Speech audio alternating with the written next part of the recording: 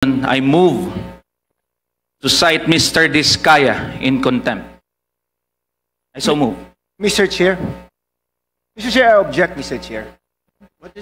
Meron ng mga initial na mga binanggit si Mr. Diskaya. Keso merong papangalanan, tapos biglang atras, nagre-request ng executive session, tapos biglang atras, at seemingly nililito niya na itong kumiting ito sa pag-uncover ng katotohanan. So paano naman tayo magpo-proceed kung gano'n na, consciously nililito ni Mr. Diskaya ang kumiting ito patungkol dito sa listahan ng mga sangkot ng mga politiko sa mga maanomalya at ghost flood control project.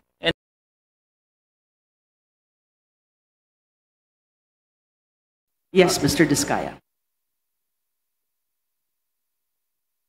Mr. Chair, may I know if Mr. Diskaya has taken his oath? Yes, he has taken his oath, Mr. Chair. Already. Mr. Chair, pwede lang pong mag-opening statement po. Okay. If the chair would allow it, so that we also know what exactly we can ask him. Because I do intend to question him. All right, Mr. Diskaya is permitted to make an opening statement. Mr. Chair, magandang umaga po sa inyo lahat. Ako po si Pacifico Diskaya, owner po ng St. Gerard Construction. Gusto ko lang, ang opening statement ko lang po ay gusto ko lang pong linawin base po doon sa sworn statement ko po sa Senate po. Kasi marami pong tumatawag sa akin na kung ako po ba daw ay may direktang transaction kay Saldico at saka kay Speaker. Gusto ko pong linawin sa kanila na wala po akong direktang transaction. Hindi po ako nagkaroon ng anumang klaseng transaction sa kanila. Lahat lang po ng mga sinabi ko po para makumpleto po ang aking sworn statement ay kaya nabanggit po ang mga pangalan na yun dahil yun po ang madalas na sinasabi ng mga kausap ko po ng politiko. Na binabanggit nila na kailangan ibigay mo na kaagad yung obligasyon kasi pinakukuha na ni Saldico at saka ni Speaker. Ganun po lagi ang madalas nilang sinasabi. Or, yung sa ibang salita, para malinis pakinggan, pinakukuha na ng taas yung ganito. So, marami pong pagkakataon sa mga nabanggit ko na madalas po nilang gamitin po ang pangalan po ni Saldico at saka ni Speaker. Kaya nga po, ako po ay gusto ko iparting din kay Speaker po at saka kay Saldico na baka po nagagamit lang po ng mga politikong ito ang inyo pong pangalan. Kumbaga, para makakuha o ano po maklaseng bagay. Pero wala po akong direct na unawa or capacity na masabi na talagang kay Speaker po napupunta yon o kay Saldico. Kundi yun lang po ang mga binabanggit ng mga politikong nakakausap ko. Para daw po kay Saldico at Speaker. Kaya sa akin po, mas mabuti po na naiparting ko po kay Speaker at saka kay Saldico na wala po akong direktang transaction sa inyo. Ito po ang mga naririnig ko lang po ng mga salita mula po sa mga politiko na namumuwersa at namimilit na minamadali na po yung obligasyon dahil dadalhin daw po sa inyo. Yun po ang reason. Pero transaction sa kanila, wala po. Thank you po, Your Honor. Yan po ang opening statement nyo. Yes po. Kasi yan po ang kadalasang tinatanong ng iba pong mga kaibigan lang din po. At yung kinaklarify nyo po kanina would pertain dun sa mga sinabi mo dito sa sinumpaang salaysay na sinabit ninyo sa Senado. Yes po. Ito po yun. Ito po yun. Ito po ba yun? Opo, kasi lumalabas po na sinasabi nila na ako daw ay nakadirektang transaction ko si Speaker at saka si Saldico, which is wala naman po talaga. Ang nandito po na nakasulat sa akin pong salaysay ay naririnig ko po na madalas pong sinasabi at pinagyayabang ng politiko na ibibigay po sa kay Speaker daw o kay Saldico yung obligasyon na hinihingi nila. So ang clarify nyo lang po sa amin ngayon is yung sinasabi mong no personal knowledge o wala kang diretsong transaction. Access. Yes po. Or access. And Yes when po. you say access, physical access, personal access, nakausap, naka-meeting, nakausap sa telepono, in person. Yes po, opo. Yun po ang kinaklarify nyo. Opo. At Pero yung iba mo yung sinabi dito, tungkol dun sa pagpangalan sa kanila. Kasi there are several. There are few paragraphs here, several paragraphs na nababanggit yung pangalan ni Representative Saldico and also the Speaker. Di ho ba? Pero lahat po yung mga sinasabi nyo dito, yung mga tinuturo nyo na kung sino ang nagpaabot sa inyo o nagsabi sa inyo na yung mga mga ano na yon, mga komisyon na yon ay para sa kanila, totoo pa rin po ito. Yes po, Your Honor. Okay. So meron ho ba kayong hiwalay na sinumpaang salaysay na balak nyong isubmit dito sa committee, Infracom ng House of Representatives? Kasi ito nga po ay sa Senado, correct? Na-submit nyo po ito. And it was part of your testimony before the Senate, correct? Yes po. And now you're here before us, personal appearance, and you took your oath earlier. Do you intend to execute a separate statement for sinumpaang salaysay, or are you going to also adopt this sinumpaang salaysay as submitted to the Senate, which was executed September 6, nung Sabado lang po? Hindi po. Ito pa rin po ang sworn statement ko po. Meron ka pong sworn statement. Ito pa rin po, yung Ito ginamit pa ko po rin. sa Senate po. Okay, ito pa rin. So ito pa rin ang gagamitin natin para itanungin kayo. Opo. At inuulit, gusto ko pong ipaulit sa inyo na nanunumpa kayo o sumumpa kayo para isiwalat ang katotohanan, ang buong katotohanan. The truth, but not the whole truth, but nothing but the truth. Opo, Your Honor. Naintindihan niyo po yon. Opo, Your Honor. Whole truth. Opo, Your Honor. Kaya ko po tinatanong yan kasi dito nga po sa sinumpaang salaysay ninyo, mag-asawa. By the way, nasaan po si Mrs. Diskaya? Ngayon po, nagpapalpitate po yung puso niya at saka bumagsak po yung insulin niya dahil sa nangyayari po. Dahil siyempre po, nag-aalala po siya sa kanyang buhay. Plus, inaalagaan po niya yung 4 po naming anak kasi yung 4 po naming anak is suffering for, ano din po, So nasa bahay ADHD. lang po siya o nasa Opo. ospital? Sa bahay po. Meron ho ba kayong medical certificate to show us na ganun nga ang kanyang kalagayan? Wala po pang mapapakita pero may pinadala po ang misis ko na ano po, letter po dito. Okay. Kaya ko po in-emphasize yung the whole truth, but nothing but the truth. Kasi ho, hindi maiwasan ang obserbasyon. Ito ay nakita ko po kaagad at sigurado po ako, marami rin pong nakakita na specifically number 20 or paragraph 20, kung saan pinangalanan ninyo yung mga miyembro ng House of Representatives na allegedly ay yung mga sangkot dyan sa mga bayaran na yan, dyan sa mga komisyon na yan, dyan sa transaksyon na yan. But paragraph 20 says, ilan sa kanila ay sina. Ilan sa kanila. So ibig sabihin, partial lang po ito. Hindi po ito kompleto. Yes or no? Yes, Your Honor. Hindi kompleto. Pakisabi nga po, hindi po ito kompleto. Yes, Your Honor. Hindi kompleto. Meron pa. Meron pa po. Pag sinabi mong hindi kompleto, ilan sa kanila? Meron pa. Ang gusto ko pong tanungin sa inyo, pwede ho bang bigyan nyo na po kami ng kompleto na listahan? Kasi sa pagkakasabi nyo ilan sa kanila ay sina, alam nyo exactly kung ano pa o sino pa yung mga ibang sangkot na members of the House of Representatives. And nagtataka rin po ako at gusto ko rin pong itanong sa inyo, yun po bang mga hindi nyo pa mga pinangalanan dito, mga miyembro pa rin ng House of Representatives o miyembro na ng Senado? Your Honor, I invoke po muna my rights po. Ano po sabi nyo? I invoke po muna my rights po. Rights? Exactly what right? Yung hindi pa po ako sigurado po sa mga dokumento po ng iba pong pwedeng mabanggit. Hindi ko po maintindihan kung anong klaseng right sa batas ang ini-invoke ninyo. Yes, ang mga umaapil po sa atin, and by the way, with respect to that, Mr. Chair, may I just clarify, how do we call these persons or these individuals summoned or invited to appear before us? Are they guests? Are they resource persons? Or are there witnesses? Because the rules say they are supposed to be witnesses. The rules. And by the way, talking about the rules, isa po yung kailangan ko pong ipa-clarify. Ano po exactly ang rules na gag-govern ng proceedings natin dito sa TRICOM or Infracom? Kasi po, 3 pong committee ito. Good Government and Public Accountability, Public Works and Highways, and the third committee is Public Accounts.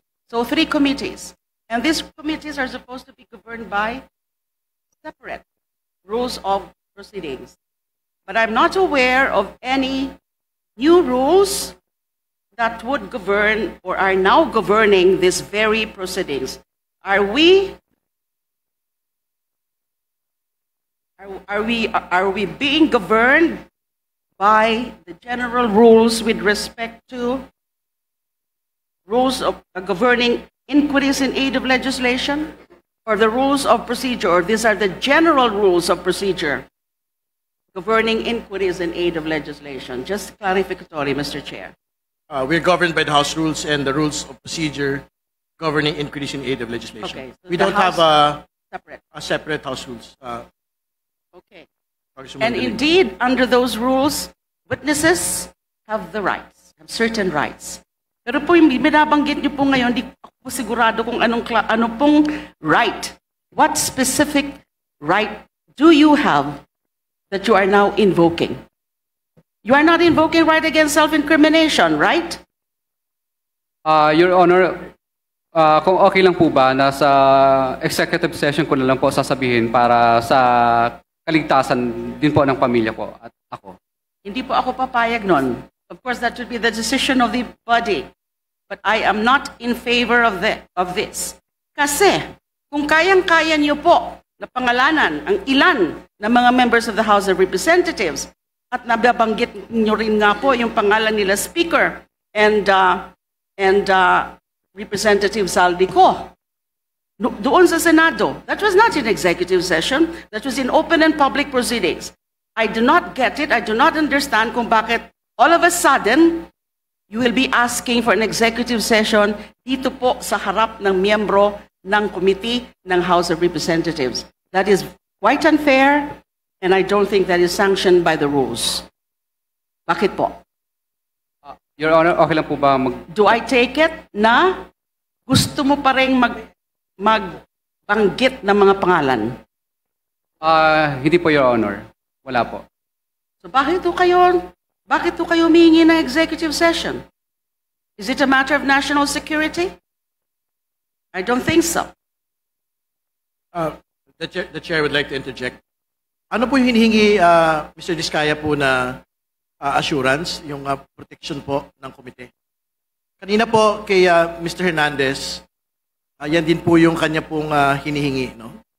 Mula sa amin. Yun din po yung igagawad po ng komite sa inyo at kay Mrs. Diskaya pagpunta po niya rito.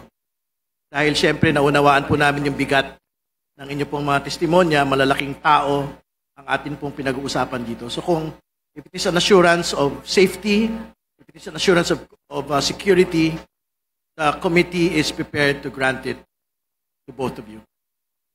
Mr. Chair, I perhaps Mr. Diskaya may be allowed to consult briefly his lawyer so that the lawyer can enlighten him kung ano talaga ang pwedeng under executive session. Correct? I'm sure the lawyer would know kung saan ka pwede mag-invoke ng executive session. At yung tanong ko po kanina, meron pa ba na mga ibang pangalan kayong babanggitin na wala sa sworn statement? So I so move, Yes. Mr. Chair, to allow the witness to confer with counsel. Yes, Congresswoman De Lima, Mr. Diskaya can confer momentarily with his counsel, please. Meeting suspended. Mr. Chair, may isang tanong lang. Kaya can reply, please. Your Honor, pasensya na po kayo sa hiningi kong invoke, pero wala na po akong babanggitin po. Opo, pwede na pong ituloy. Wala nang babanggitin. Yes po, hindi ko po ine-exercise yung invoke of the rights kasi wala na po akong idadagdag dito. Sinabi niyo po kanina. Hindi po. Hindi ko lang po naintindihan masyado kasi po, actually po, first time ko pong makaranas ng ganitong klase ng mga bagay maliban po sa kahapon na Senate. Paano niyo po ma-explain na nakalagay dito sa sinumpaang salaysay ninyo, paragraph 20, ilan sa kanila? Hindi ho ba dapat ang linagay dito kung wala na po itong mga dagdag? Ang mga ito ay sina or something to that effect. Pero malinaw na malinaw yung pagkakasabi mo ng ilan sa kanila. At hindi lang po sa paragraph 20. Ganon din po sa paragraph 29. Nung sinabi mo sa ilang pagkakataon ng mga politiko na personal na inaabutan ng halaga ayon sa hinihingi nilang porsyento mula sa proyekto. Ang pagbabayad na ito ay hindi namin kagustuhan kundi isang hakbang na ginawa namin dahil sa matinding panggigipit. Ilan sa kanila ay sina? And then you enumerated 1, 2, 3, 4, 5, 6, 7 congressmen. Paano nyo po mapapaliwanag yon? Ilan sa kanila ay klaro? Opo. Ilan lang? Or examples? Ilan? Few of them. So there is a whole universe. Your Honor, ito lang po ang nakasulat kasi wala po akong gabay ng abogado po dito. Nung akin pong itong sinulat, wala pong nag-draft. Ako lang po. Walang naggabay Opo. na abogado. Opo. So sino ang naggabay sa inyo kung hindi yung abogado? Bali po yung pagsusulat po nito, Your Honor, is ako po ang mismong nagsulat at pinabasa ko lang po sa abogado ko kung okay na siya. Ito po ay subscribe and sworn to noong September 6. Yes, Your Honor. Ang gumawa nito ay abogado ninyo? Ako po, Your Honor. Kayo po. Mhm. O, so bakit po ganun ang pagkakalagay dito? Ilan sa kanila? So Sabado nyo ito in-execute. Yes, Your Honor. Present ninyo kahapon sa hearing ng Senado. Yes, Your Honor. So ito ay sarili mong gawa Yes, Your Honor. na pina-formalize mo na lang sa abogado mo. Yes, Your Honor. Sino po yung abogado nyo? Si ano po, si attorney Subido po. Attorney Subido. At ito ang presenta nyo sa Senado. At Yes po. wala na kayong idadagdag o babaguhin dito. Kasi hindi ko po maintindihan yun. Wala na po. Wala na po. Ilan sa kanila? Ano pong ibig sabihin nun? Ilan sa kanila? Explain to us, please. Hindi po malinaw. Ang ibig po sa akin, kasi may pagka-Bisaya po ako, hindi po masyadong klaro sa akin ilan sa kanila. Ibig sabihin po, parang ito po ang mga binabanggit ko. Ito lang ang alam mo? Yes, Your Honor. Wala ka nang idadagdag. Wala na yun. Member of the House of Representatives o kaya ng Senado. You are under oath. Your Honor, I don't believe na ganun nga na ito ay kumpleto na kasi nga yung ilan sa kanila. Your Honor, okay lang po ba? Tangingin ko lang po yung legal counsel ko.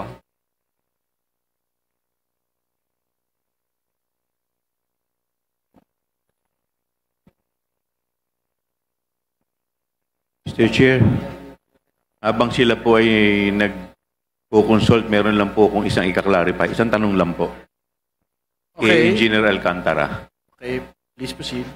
Engineer Alcantara, tama ba yung pagkakaintindi ko kanina? Sinasabi mo na hindi ka nagbibigay kay Senator Joel Villanueva? May sinabi ka bang gano'n kanina? Opo, wala po akong dinideliver. Yun po kasi ang pagkakasabi ni Kaya nga, Prince. wala kang dinideliver Yes kay po. Senator Jinggoy. Wala po, Your Honor. So, tinatanggi mo yun sa dalawa. Yes po, Your So, Honor. tama yung pagkakarinig ko kanina na sinabi mo? Yes po, Your Honor. Yun lang. Pero ano connection nyo ni Senator Jinggoy Estrada? Wala po, Your Honor. Hindi ko po siya kaibigan o hindi po ako nakakalapit sa kanya, hindi po ako nakakapunta po sa kanya. Wala Your po Honor. kayong pagkakaibigan sa mga estrada. Wala po, Your Honor. Maliban po, no, ako yung naging empleyado lang po sa City Hall, pero Yun na nga. trabaho lang po, Your Honor. Trabaho lang po. Sino mga kasama doon? Yung city engineer po, Para malinaw, naging city engineer po kayo sa Maynila, tama po ba? division chief lang po ako, hepe lang po ako, Your Honor. Sino yung city engineer nun? City engineer Roberto Bernardo po. Yan yung undersecretary na binabanggit po ng lahat ng mga tao rito, hindi ba? Yes, Your Honor. So hindi ba kayo magkakasama sa isang sindikato? Hindi po, Your Honor. Wala po. Magkasama kayo sa Maynila, magkasama kayo sa DPWH. Tapos tinatanggi mo ngayon na wala kayong connection kay Jinggoy Estrada, Senador Jinggoy Estrada. Paano naman nangyari? Tingin nyo maniniwala yung mga taong bayan? Wala po kong personal na connection po kay Senator Jinggoy, Your Honor. Ibig mo sabihin, nung panahon na yon, sino bang mayor noon? Tatay niya, hindi ba? Yes, Your Honor. Tingin mo naniniwala kami sa mga ganyang mga pagsasalita na yan? Your Honor, kami pong mga division chief po ay wala po kaming direct access kay Mayor Era po noong mga panahon po na yun, Your Honor. Pero ang malinaw, magkasama kayo ni Engineer Bernardo Yes, Your sa Honor. City Hall. Yes, Your Honor. Magkasama rin kayo sa DPWH. Yes, Your Ni Honor. Undersecretary Bernardo, tama po ba? Opo. Maraming salamat. Okay.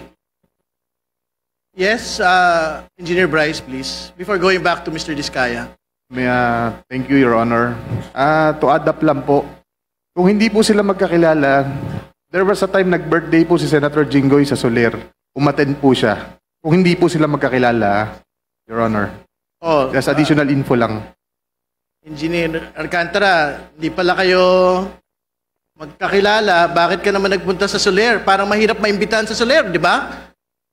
Mr. Chair, I'd like to remind our guest, especially Engineer Alcantara, to answer as honestly as possible all the questions because you're under oath and you don't want to tempt these members to cite you in contempt. Just a reminder. No, it's okay, it's okay. Thank you for the reminder. DE Alcantara, please. Your Honor, napunta lang po ako ng birthday. Sinasama lang po ako ng ibang mga hepe po doon po sa City Hall po, Your Honor. Maraming salamat po. We can go back to Mr. Diskaya. I think, tapos na po ba kayo mag-confer with the lawyer, Mr. Diskaya? Before giving it to Senator De Lima, I think it's very important to provide the context as to the question. No? Alam po ninyo, Mr. Diskaya, dalawa po yung mahalagang butas sa testimonya kahapon. Una, ang daming mga kongresistang binanggit. Di ba? Pero okay, sige. Nakaupo, hindi na nakaupo.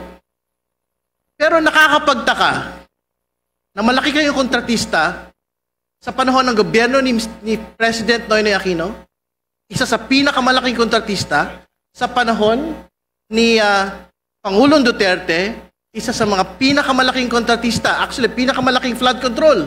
Pag pinagsama-sama po lahat ng kumpanya ninyo, sa ilalim po ng gobyernong ito, pero walang kahit isang senador sa inyo pong sinumpaang salaysay. Yun po yung una. Pangalawa, sabi po ninyo kahapon, walang ledger kayong hawak sa listahan bago 2022.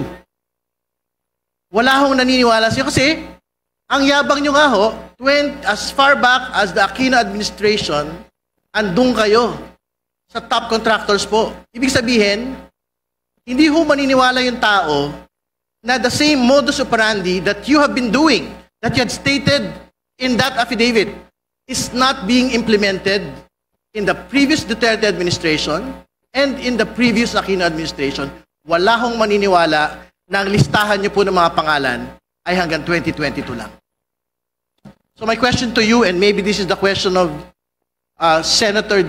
Congresswoman De Lima, ano pa po, sino pa ho yung mga pangalan na dapat pong malaman ng bayan?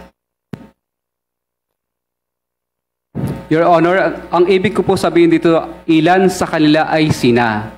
Kasi po, Your Honor, ang ibig po sabihin dito, hindi ko naman po lahat literal silang binigyan. For example po, si Kong Ramon Romulo po ng Pasig, hindi ko naman po talaga siya personal na inabot sa kanya yung pera.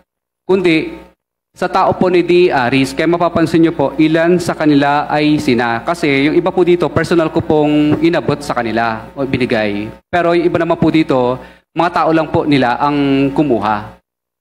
Okay na yun, wag na ho nating guluhin yung tanong. Ang tanong, sino pa yung mga tao na dapat hong pangalanan dito na hindi po pinapangalanan? Wag na tayo magdebate sa grammar ho ng Filipino. Naintindihan ho namin yung gusto nyo pong puntahan. Ang tanong, meron pa bang dagdag na kongresista na kasama sa payoffs? Meron pa bang mga senador na kasama dapat sa mga payoffs po ng Diskaya-linked firms? Your Honor, wala na po. Congresswoman De Lima, please Mr. proceed. Chair, hindi po ako naniniwala.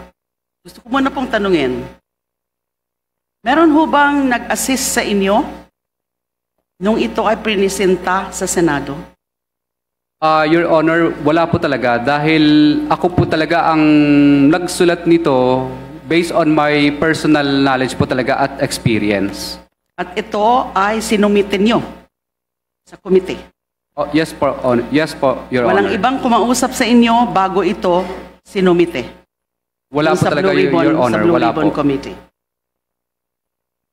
Ang pinagtataka ko lang po, kanina nadinig ho natin lahat, you were asking for an executive session.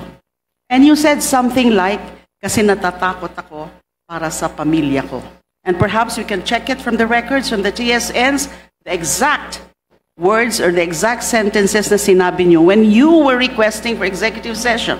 Do not tell me now na yung pag-request nyo ng executive session ay wala lang. Wala kang ibang importanteng sasabihin.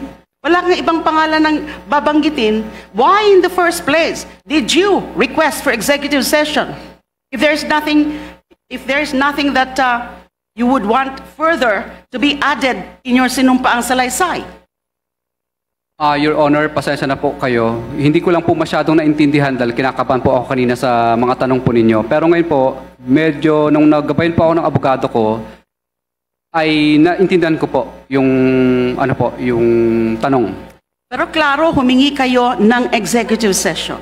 Klaro na sinabi nyo, natatakot ka. Totoo po. Kanino? Kanino ka natatakot? Your Honor, natatakot po ako sa kaligtasan po ng pamilya namin. Dito po sa mga taong napangalanan po namin. So, bakit kailangan mo ng executive session na ng pangalanan mo na dito? Kung wala ka pang ibang idadagdag na importante at lalo na mga pangalan. Your Honor, pasensya na po kayo. Hindi ko lang po masyadong naintindihan kanina yung talagang paikot ng tanong. Dito po ang naguluhan sa ilan sa kanila. Pero ay kayo sina. mismo ang nagsabi executive session. Sinong nag-advise sa inyo na humingi kayo ng executive session? Your Honor, pasensya na po kayo. Hindi ako masyadong magaling sa legal. Kadalasan lang po, pag nanonood lang Sino po. po ang nagsabi sa inyo na humingi muna kayo ng executive session? It could not be your own idea. Kasi nga sabi mo, hindi mo naman naiintindihan. Wala po, Your Honor. Minsan naririnig ko lang po sa ibang mga napapanood ko sa YouTube, yung mga ganong klase ng Naiintindihan mo sagot. kung anong ibig sabihin ng executive session? Kasi kung hindi mo naiintindihan yon, bakit mo babanggitin yon?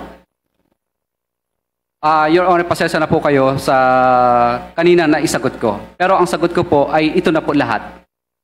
Paano mo pinili yung mga pangalan na ito? Ano? Selected names mentioned and listed in your sworn statement. Paano nyo po pinili yung mga pangalan na ito? Ito po yung mga pangalan na to ay ito po yung mga nakilala ko po at yung mga tao po nila na humingi. Sa paragraph 19, before paragraph 20, where you enumerated 17 or so members of the House of Representatives, sinabi niyo po dito, ito ay binibigay namin sa kanila ng cash. Ang bawat transaksyon ay may karampatang voucher at ledger na nagsasaad ng mga araw kung kailan nila ito natanggap. So meron kayong documentary evidence. Yes, Your Honor, meron po. Kung i-require namin na i-produce yung documentary evidence na yon, ledger and karampatang voucher. Ang makikita lang ba ho namin ay yung mga pangalan na nakalagay dito, 17 members of the House of Representatives. Your Honor, yes, mailalagay po dito. Pero yung iba po dito kasi ang tumanggap. Kaya mapapansin nyo, ilan sa kanila, ibig sabihin hindi sila lahat. Ilan sa kanila kasi po is yung mga tao lang po nila ang tumanggap. hindi pa rin po ako satisfied tungkol sa bakit kayo in the first place humingi ng executive session.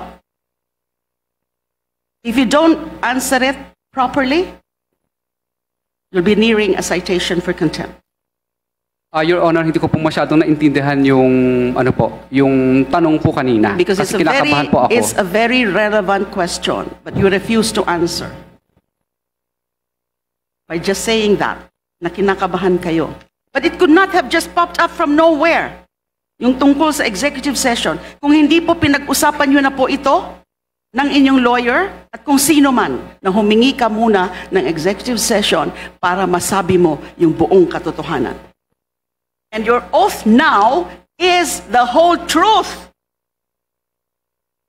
Your Honor, pasensya na po kayo. Pero ito po, ang nakasulat na po ito na po lahat yun. Mr. Chair. Mr. Chair. Congressman San Fernando, please. Kasi nagpapaikot-ikot tayo kanina eh. On record naman yung pinagbabanggit ni Mr. Diskaya. At ngayon, biglang bawi ng mga sinasabi niya at nililito niya ang kumiting ito patungkol doon sa mga sangkot ng mga politiko, particular dito sa mga maanumalya at mga ghost project. In accordance with our rules, Mr. Chair, Section 11, Move to I suspend, therefore Mr. Chair. move to cite in Session contempt. suspended.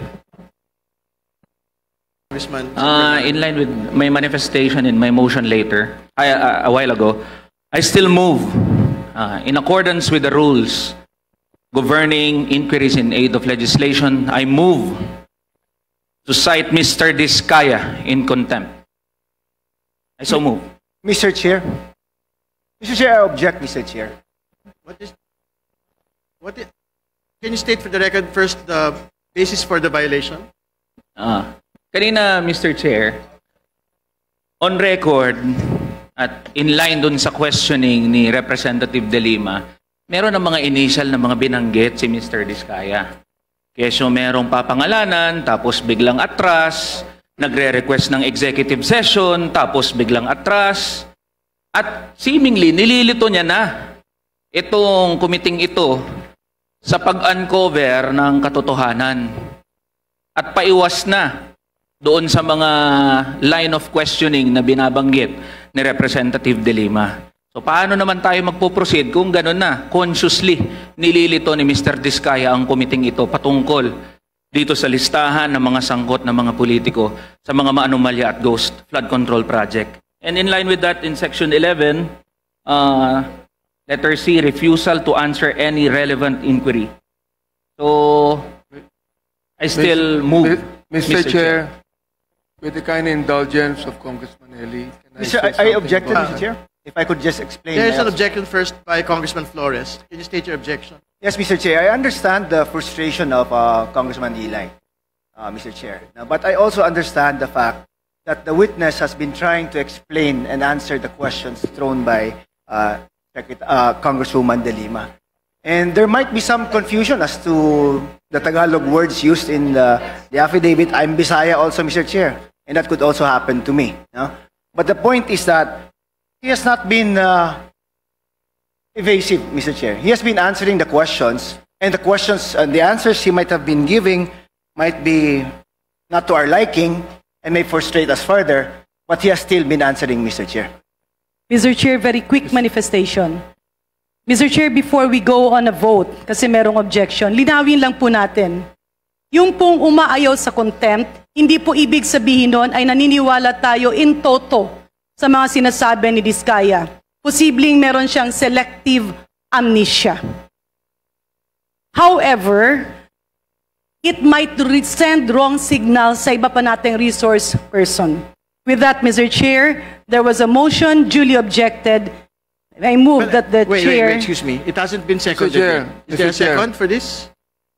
Mr. Chair, can I be recognized for a while? Yes, Congressman Abante. But it has I just would like to request Yes, Congressman Eli if we can defer the motion for a while so we can continue on with the questioning. I-defer muna. Pwede ba? Oh, can I request? Can I request Congressman Eli to defer the motion for a while so we can continue with the questioning? I think Congressman San Fernando wants Let's the just vote to proceed with the proceed, division but- of the House. Okay, Mr. it's Chair. okay, but is there a second already? I do not hear a second.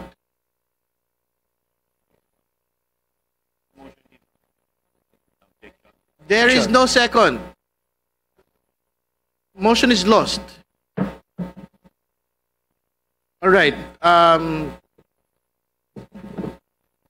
Well, before giving it to Congressman Abante, I think it's very important to talk about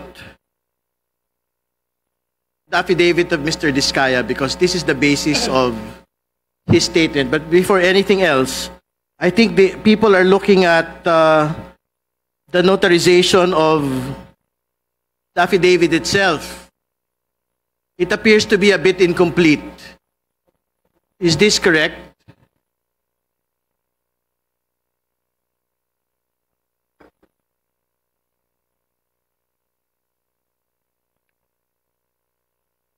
Because the PTR of the person who notarized the document is a PTR only for 2024.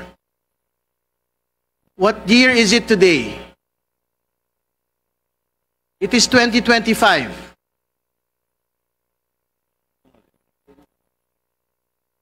Can the lawyer of who assisted you in making this affidavit?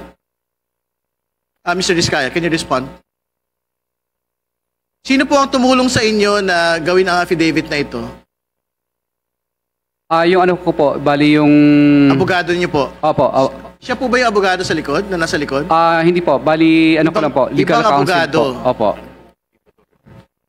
So gusto ko lang hulinawin na bagamat ito po ay subscribed and sworn affidavit, actually si Congressman Mark Santos ang nagbanggit po sa akin ito, ang PTR license ng abogado na nag-notarize po nito ay PTR Attorney Reynaldo Segobiense.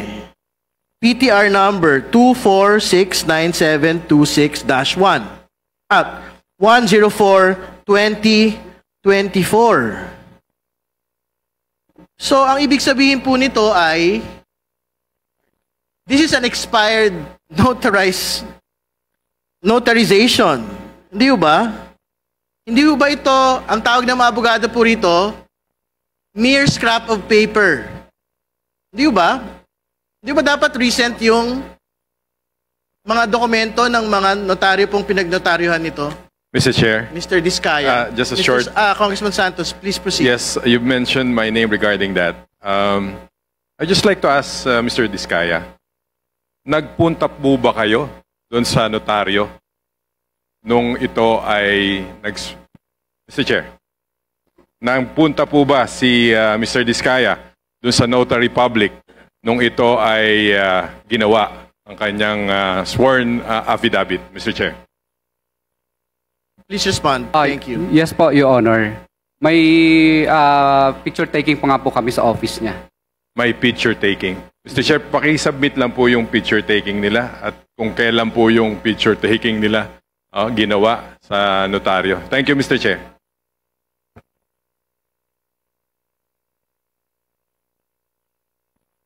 It's okay, but I think that has been raised already. Pero bago ko po ibigay kay Congressman Abante, yung pong pagtatanong, kailangan ho maglinaw lang dito sa ilang mga particular na detalye sa inyo pong salaysay. Nagbanggit ho kayo ng mga kongresista, hindi ho ba? Sa inyo pong salaysay? Yes po, Your Honor. Ano po yung batayan? Bakit nyo po sila binanggit? Ang batayan po, Your Honor, is yung ano po, nakatransaction ko po sila ng personal at yung iba naman po ay yung kanilang mga tao po. Ibig sabihin po ay kaya ho nyo sila nakakausap, meron po tayong pinag-uusapang proyekto. Tama po ba ito? Yes po, Your Honor. Mr. Chair, if I may. Mr. Chair, regarding the PTR po, kung wala pong PTR, ang notary, it can be argued that the affidavit is a mere scrap of paper. since kailangan magbayad ka muna ng professional tax bago ka makapag-exercise ng profession mo. Mr. Chair. Tama po. Thank you for the information, Congressman Santos. But again, However, Mr. Chair, Mr. Chair. Where is the chair? Yes, Congressman just Suntay, please. for clarity, even if it is not notarized, we have asked the witness to swear. So whatever he is testifying on is already sworn because we have asked him to swear. So it's immaterial if it is notarized o kung valid yung notary because we asked him to swear. Mr. Chair, if I may, Alright, because thank that's a sworn Mr. Chair, statement po can we sa call Senate po. for a 2-minute suspension, please?